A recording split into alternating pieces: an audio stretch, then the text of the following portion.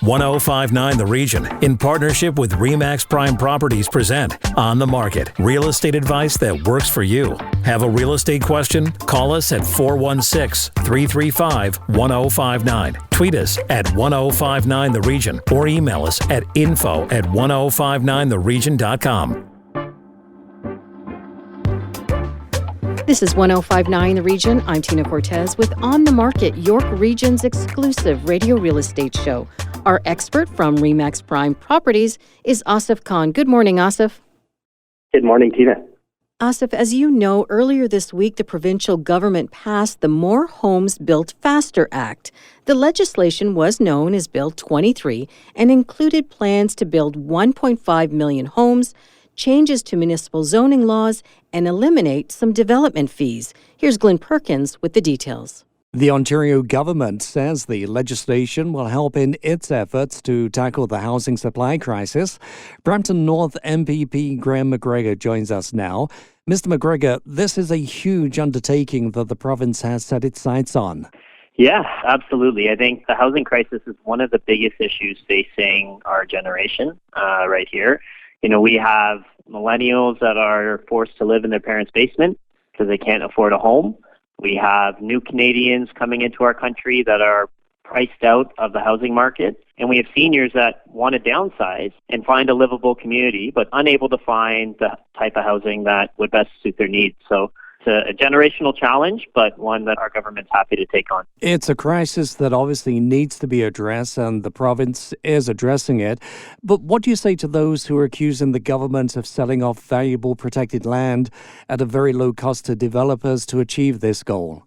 Well, look, we set a goal out in the last campaign that we were going to build 1.5 million homes over the next 10 years. We made that commitment to Ontarians. They had an opportunity to vote on it. They elected us in with the majority government. Now, the land specifically, I think you're referring to, these parcels of land are going to result in a minimum of 50,000 housing units. Now, in Ontario, we had the highest number of housing starts last year in 2021 in decades, but we're only at 100,000. So kind of the simple math that we've seen it, in order to reach 1.5 million in 10 years, we need to really up our clip. So we're looking at all opportunities to make sure that we're getting shovels in the ground, we're getting houses built so that millennial that I referenced to can finally afford to purchase a home and move out of their parents' basement. Mr. McGregor, you just gave the numbers yourself. The plan is to build 1.5 million homes in 10 years. Will that be enough with population growth and immigration?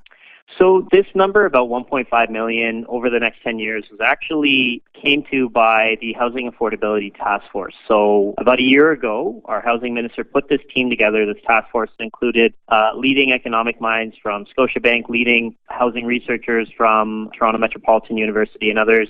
It included the nonprofit sector, so Ian Underwood from Habitat for Humanity was part of this task force. What they came up with was that we needed to build 1.5 million over the next 10 years. Now, that's 500,000 of those houses are for the problem that we're facing today, just to catch up in terms of supply and demand. The remaining million are for the immigration that we're going to see. And we know that we're going to have large amounts of immigration, and because of our labor shortage, we kind of need it.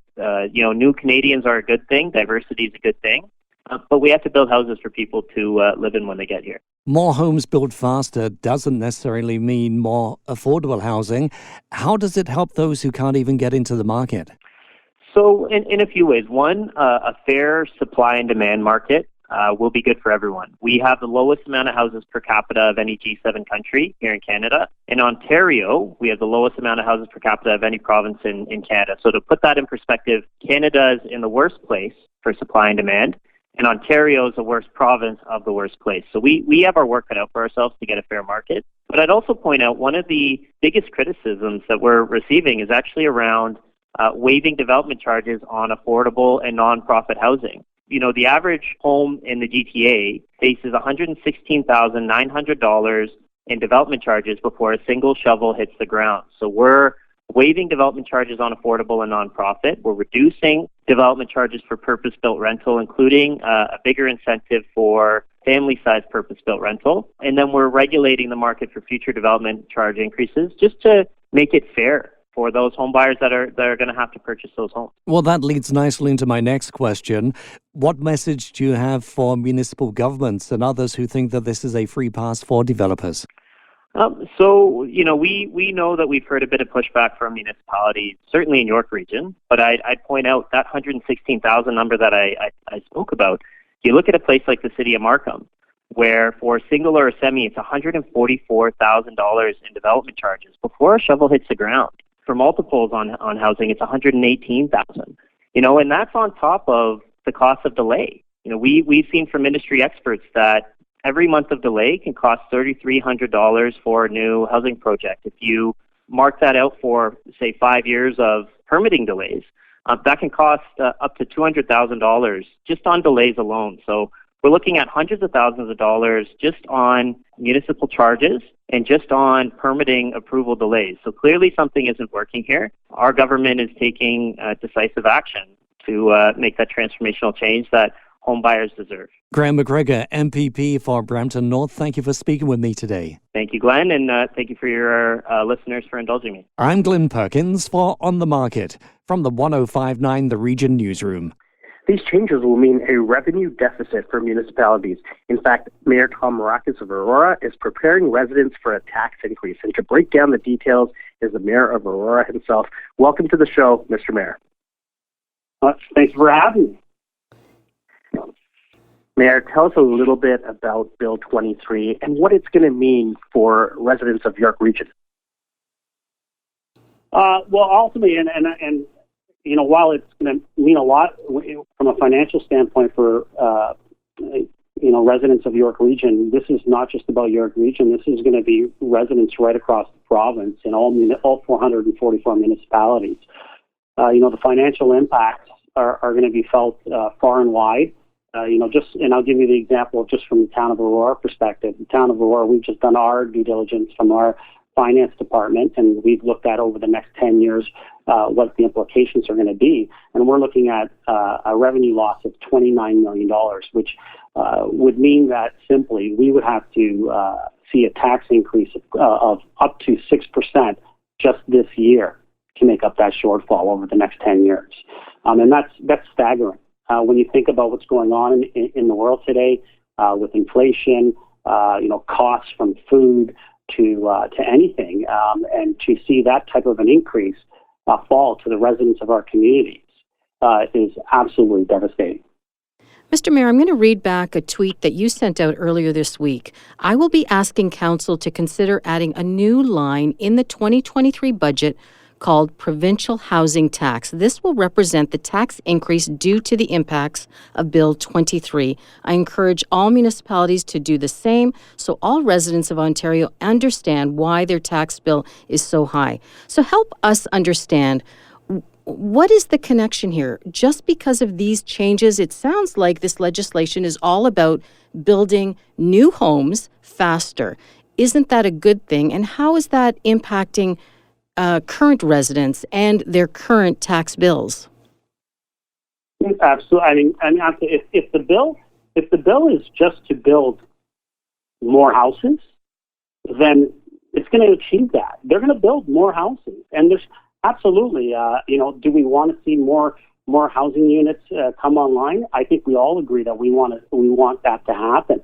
But at the same time, when you're building new housing, there's infrastructure costs. There's costs to new amenities. There's costs to new services. And those costs are what development charges are used for. We need to create new park areas for the new residents in our communities. And that's what Cashew Parkland is for. And to eliminate that or reduce the amount that each municipality gets for that, well, then that means that money has to be made up somewhere, because that infrastructure still needs to be built and it still needs to be maintained. And so therefore, all you're doing is you're shifting the burden from the developers paying those development charges to the existing taxpayers. And they're going to have to make up the shortfall. And that's why, at the end of the day, regardless of whether it's a good thing to build more, we need to do it appropriately, and it needs to be done working together, all three levels of government. And that just hasn't occurred. And with immigration opening up, and a lot of these people do focus on York Region because of the schooling, because of the lot sizes, the better communities as compared to some other areas in Ontario or other areas of Canada. Do you feel that this tax burden is going to scare people away from investing in York Region, or is there a better solution that we can come up with in working with the different levels of government in order to satisfy these fees that would necessarily be due to create that extra parkland or create those amenities that we do need?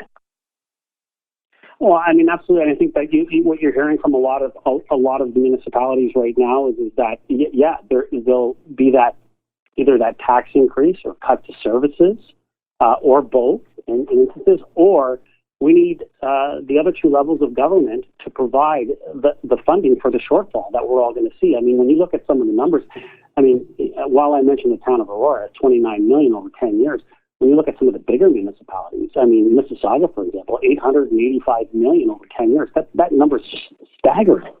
That's going to have to be made up. And so, you know, we are going to need the other two levels of government to work with us to ensure that we're able to continue to provide, you know, the great services and amenities that we provide in our communities. I mean, I've said from day one that our job as municipal government is to provide the services that our residents need at the best possible price. And unfortunately, with what's been proposed and what's been passed with Bill 23, with the reductions of DCs and the elimination of cash and parkland, we're not going to be able to achieve that. You mentioned the mayor of Mississauga. Bonnie Crombie actually suggested that these changes are equal to losing 20% of the capital budget. But isn't this the usual back and forth between the different levels of government looking for additional funds to help service and supply what is needed in their cities and towns? Well, I mean, I would agree with you to a certain extent that there always is back and forth. Mm-hmm. But in this instance, you see the amount of pushback, you see the amount of comments coming out, not just from your Mississaugas, your Torontos, or even a few of us in New York Region. This is right across the board. I have not seen something like this where it's been almost every single municipality saying that they should have paused this bill and sat down with us and worked through how do we achieve attainable, affordable housing in our communities. We all know we need to do it. And at the end of the day, I do commend the province for taking bold steps, but it needed to be done in consultation with municipalities. Mr. Mayor, if people want to read more about Bill 23 or the mayor's reactions to it, where can they get a hold of you or find more information? Well, they could always either find me on Twitter at Tom Mrakas, or they could email me, once again, tmrakas@aurora.ca, or they could visit me on Facebook as well. I'm on all the social medias, as pretty much most of the mayors, and so they can reach me anytime at any of those avenues. And I'd be more than happy to either sit down with them or have a conversation with them, whether it's through email or on the phone.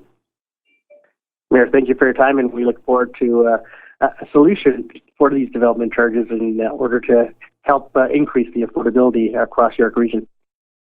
Absolutely. I think we're all looking forward to being able to provide attainable and affordable housing in our communities. But thank you for having me this evening. Appreciate it. After the break, why some are choosing to move outside Vancouver's city centre. That story is coming up. This is On the Market on 105.9 The Region. Stay with us. Need to connect with Asif Khan from RE/MAX Prime Properties? Call him 416-985-KHAN. That's 416-985-5426. Or email asif@thehomeshop.ca. Now back to On the Market on 105.9 The Region. Welcome back to On the Market, York Region's radio real estate show. Over to my co-host and our real estate expert, Asif Khan from RE/MAX Prime Properties, with today's next guest. Asif. Thank you, Tina. And joining us is Kingsley Ma from RE/MAX Canada. And Kingsley, the Executive Director. Kingsley, welcome back to On the Market. Thank you. Good to be back. Kingsley, lots of changes in the Pacific Rim. Tell us a little bit about how these changes are going to impact Canadian real estate moving forward. Yeah, there's been a lot of changes the last couple of years. I mean, obviously COVID's one of them, but even outside of COVID, there's been a lot of uncertainties with, different policies going on in other countries, and, financially, other countries are a little more unstable compared to the North America, especially in Canada. We're considered as the, very stable country over here. But if you look at other countries like China or like Japan and things like that, their economy is very unstable in many sense, either if it's a political issue or a financial issue.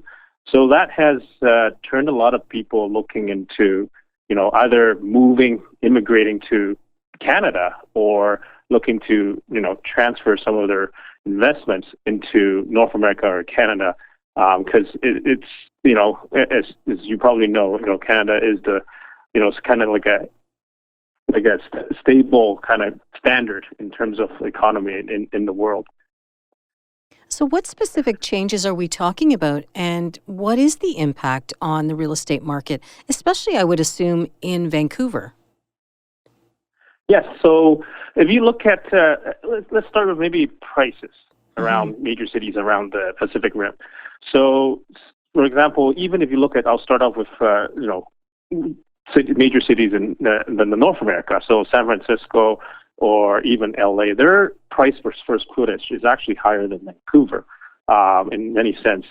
But that's only part of the story. What people should think about, a city like Toronto or even Vancouver, you are now a world city. You're not just a Canadian city. So the world knows exactly who you are. So your comparison should be more of what's happening across the world. So you can look at Tokyo or Hong Kong. In fact, Hong Kong's prices are probably 2.5 times of Vancouver. And they house 8 million people in a small city, whereas Vancouver has about 2.6 million people with a much greater landmass. So if you look at even Singapore, they have really high in terms of prices. They're all higher than what Vancouver actually offers in terms of per square footage. And funny thing is, the Canadian dream is always looking at, buying a detached home and living in there as a dream. But that's literally a dream that's not possible for people in those countries or cities because they're so expensive. It doesn't even happen. They don't even think about having a detached home. So if you think about it, I'll give you an example. So, because I was born in Hong Kong, so I know a little bit more about that market myself. If you have a 2-bedroom there, say 800 square feet, you're looking at about $2.5 million just to have an apartment there. And with all the uncertainty in the city itself, now people are looking at, well, what can I do if I sell my home to $45 million and move to, say, Canada? And yes, the first city, because it's the Pacific Rim, they'll look at, Vancouver as, $2.5 million. I can buy a detached home in Burnaby or something like that, right? Or even a bigger house in Coquitlam. But, that's what's out there for them. That's what's available for them. So that's why they're looking. And as you go east of that, like Calgary or Saskatchewan, Manitoba, or even Toronto, $2.5 million, you can still get a decent place to live. That's much bigger than the 800 square feet condo that, they'll be purchasing or living in overseas in Asia, for example. So that's what people have to understand, right? And you look at Canada now, the government's wanting to have no less than 400,000 immigrants coming into Canada. So you look at the amount of people coming in. That's a lot of them are from either Europe or Asia, or even locally they just keep moving around. But we need to be able to build fast enough to cater to people that are looking in. And part of that challenge is we're not building fast enough. Like, for example, Vancouver, there's about 40,000 people going into Vancouver every year, but we're building less than half of that number. So what happens is it continues to drive the supply. There's the demand's increasing, but the supply is not catching up to it. And that's why the house prices will continue to go up in Vancouver or major cities like Toronto, because that's the desired place where people want to move to. And even with those prices increasing, Kingsley, it sounds like Canada is on sale when you're comparing it to prices that are in Hong Kong or in Japan. But how about the foreign buyer tax? And that's being increased from 20% to 25% in some cases. The foreign buyer ban that's in Canada for the next 2 years. How does that play into the immigration aspect and people moving from the Pacific Rim to here? Well, that's an interesting one because actually during COVID, there was less than 1% of foreign buyers. And even pre-COVID, the highest it ever went, I think, was less than 4%. And that's the highest. Usually it hovers around 2-point-something% in terms of foreign buyers. And you look at it, it's really not that much because when people are looking into moving to Canada, they would apply to be citizens, right? So once anybody that gets a permanent residency in Canada, they're not considered as foreign buyers. And that's, it could be a student coming in and applying with a visa, and then afterward they get accepted, or family professionals moving in, they apply to get accepted. So a lot of, there's a lot of talk in the media in terms of, there's a lot of foreign buyers. But realistically, they've already become permanent residents. So yes, if in terms of banning the foreign buyer, there will be maybe a 2.2% to 3% decrease in terms of buyers. But on the other hand, it's not a significant impact in the real estate market because most of the buyers are permanent residents already in Canada. So what are you suggesting is going to happen next? Because, that struggle about finding affordable housing and having enough housing is happening across the country. It's not exclusive to the Vancouver market. So what does happen next? Where do we go from here? Well, what you see now is the trend of people moving in outside of the city area, right? The suburbs, where affordability is more achievable especially for younger families. They get a bigger house and things like that. So that's one thing. And the other part is density. So density, as in if you're a working couple, maybe even if you have one child and you want to stay in the city, you can still, one bedroom can still house a couple with one child living in it too. But the city still offers a good lifestyle for people. So density helps with decreasing, or helping with affordability, not necessarily decreasing, but helping with affordability for people to stay in the city, that works in the city and things like that. So the two ways, like I said, it's, either people are moving up to suburbs for a bigger size house or, staying in the city and, moving into condos and things like that. But what COVID has done is a lot of people get the opportunity to work from home. So they have made that decision to, move out to the suburbs and kind of live there instead because they don't have to commute to work every day. And Kingsley, lots of talk about the Pacific Rim trying to keep their residents in the Pacific Rim by limiting the number of passports that have been issued. So apparently last year or this year, there was only 680,000 passports issued. Is that going to jeopardize people's thoughts of moving to Canada? And how does that play into a role? That itself, I am not too sure. I really don't have a clear answer for that one. But as time goes on, it will still continue to be more. Even though they're limiting so far, but at the end, there's still going to be increase, which will happen. So, but like I said, I don't have a definite answer for that question, but it'll be interesting to see how it plays out. Awesome. And Kingsley, if people want more information or want to connect with you, what's the best way to reach you? They can reach me at my email address, kingsleyma@remax.ca. So that email will get directly to me, and I'm more than happy to help. And lots of great information at blog.remax.ca. Kingsley, thanks for joining us, and hope you have a great rest of the week. Thank you. Thanks, Asif. When we come back, your questions. This is On the Market on 105.9 The Region. Stay with us. Need to connect with Asif Khan from RE/MAX Prime Properties? Call him 416-985-KHAN. That's 416-985-5426. Or email asif@thehomeshop.ca. Now, back to On the Market on 105.9 The Region. Welcome back to On the Market. Time now for our email questions, and we begin with Thomas in Markham. He purchased a home earlier this year without a home inspection, and now there are major issues with the residents. What recourse does he have at this point? Asif. It really depends on what type of issues these are and if there was some disclosure that was necessary during the time of the transaction or not. So you would, Thomas, what you would want to do is document these deficiencies and contact your lawyer right away.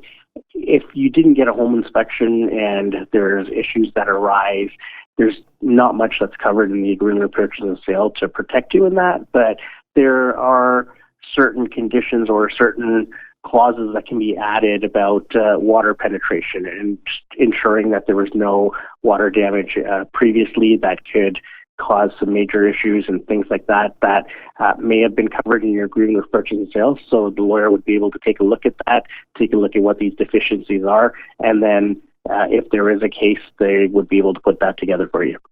Our next question comes from Bob in King. He wants to know how condo fees are determined and how does an older building compare? Does it have lower fees? Asif, what do you think about this one? That's a great question, actually, because there's so many factors that go into determining condo fees. Now, the general rule of thumb is it's the expenses that are required to run the buildings, including maintenance, including upcoming repairs that may have to take place, because there's a certain portion of your fees that will go into a reserve fund, and it's divided by the entire square footage of the building, and depending on how many square feet you have for your unit, you would pay that proportion of those maintenance fees. Are older buildings more? In some cases, yes, but some of those older buildings may include gas or they may include hydro. The newer buildings all have separate meters. So the fees may appear to be lower, but you're also going to be paying your utilities on top of that. So when you're looking at an older building versus a newer building, it's best to look at what's included, because some of the older buildings are all inclusive, where all of your utilities are included within that maintenance fee, and it may end up being a wash. As a reminder, if you have questions for On the Market, hit send anytime to info@1059theregion.com. But Asif, if our listeners prefer to contact you directly, how can they do that? Okay, they can call me at 416-985-KHAN. That's 416-985-5426. If you missed any part of our show, go to 1059theregion.com or wherever you get your favorite podcasts, including Apple Podcasts, Spotify, Google Podcasts, Amazon Music, and Audible. I'm Tina Cortez. Thank you for listening. Need to connect with Asif Khan from RE/MAX Prime Properties? Call him 416-985-KHAN. That's 416-985-5426. Or email asif@thehomeshop.ca.